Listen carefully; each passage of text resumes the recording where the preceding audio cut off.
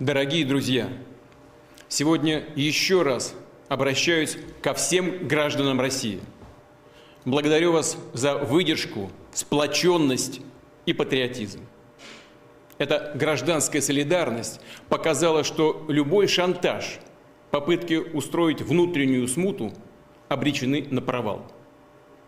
Повторю, была проявлена высочайшая консолидация общества, исполнительной и законодательной власти на всех уровнях. Твердую, однозначную позицию поддержки конституционного порядка заняли общественные организации, религиозные конфессии, ведущие политические партии. Фактически все российское общество. Всех объединило и сплотило главное – ответственность за судьбу Отечества. Подчеркну, с самого начала событий незамедлительно были приняты все необходимые решения по нейтрализации возникшей угрозы, по защите конституционного строя, жизни и безопасности наших граждан.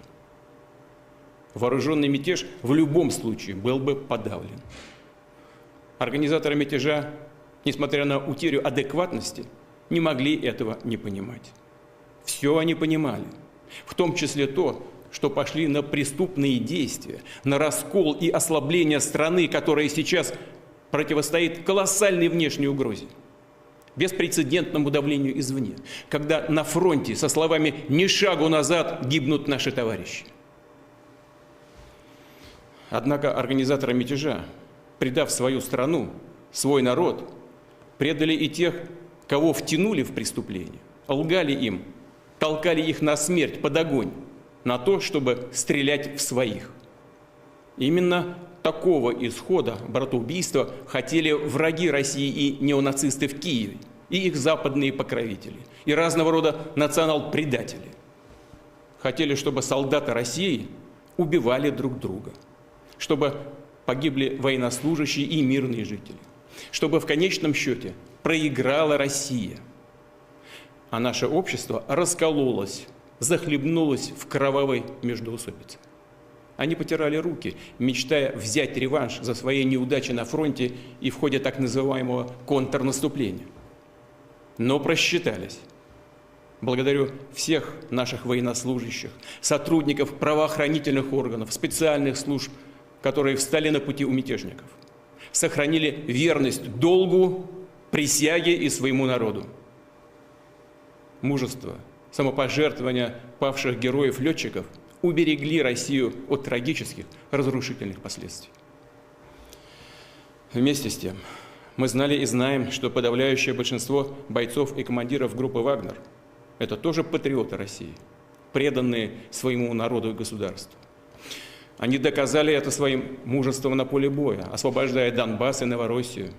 Их попытались использовать в темную, против своих братьев по оружию, с которыми они вместе сражались ради страны и ее будущего.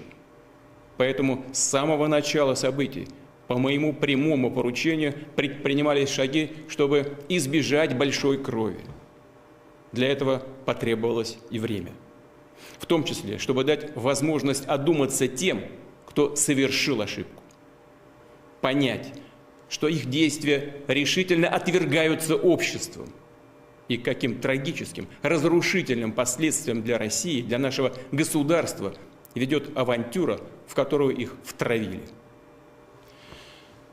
Благодарю тех солдат и командиров группы «Вагнер», которые приняли единственно правильное решение.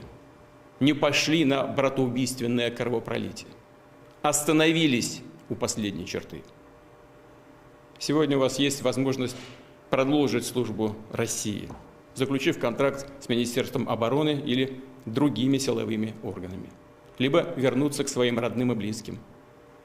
Кто хочет, сможет уйти в Белоруссию. Данное мною обещание будет исполнено.